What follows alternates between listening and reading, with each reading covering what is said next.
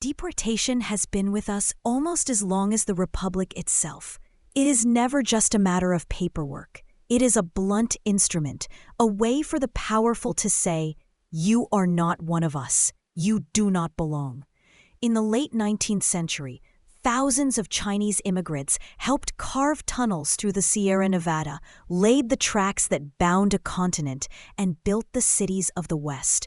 Yet in 1882, the United States passed the Chinese Exclusion Act, the first law in our history to target a nationality and slam the door shut.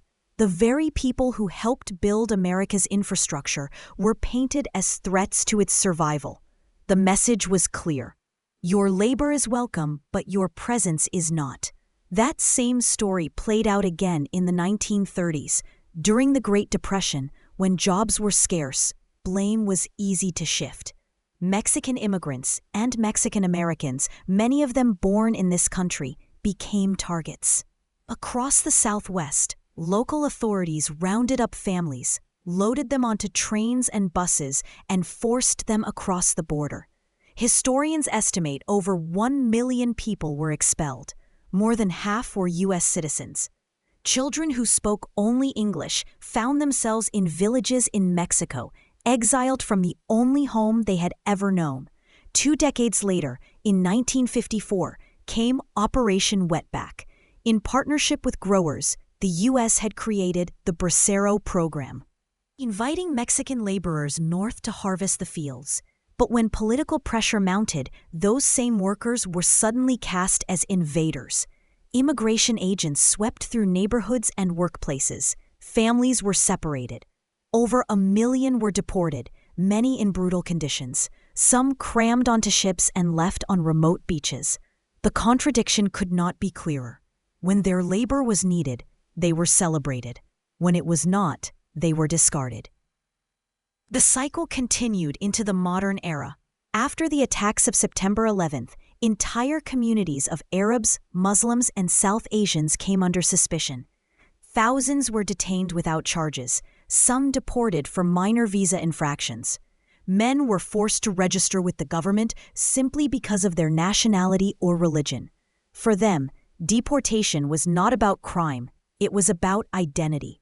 Through every wave, one truth emerges. Deportation in America has rarely been about law and order alone. It has been about fear, about prejudice, about deciding who counts as American, and who can be pushed aside, no matter how deep their roots in this land.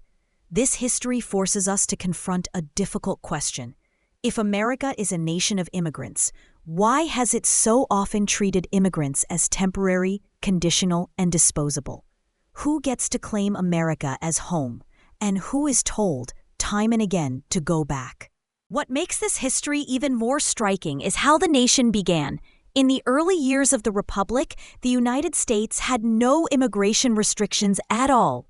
People arrived freely, settling and working without fear of deportation. And in many states, the right to vote was not limited to citizens, but extended to any free man who made his life here. Only later did America turn toward exclusion, drawing lines of belonging that had never existed before. Yet history is not only a record of exclusion, it is also a record of resilience. Again and again, those once pushed out have found ways to remain, to rebuild, and to claim their place in America's story.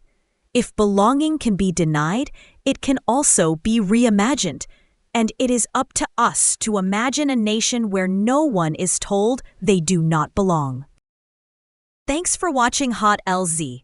If you value open discussion and real American voices, make sure to like, subscribe, and share this video.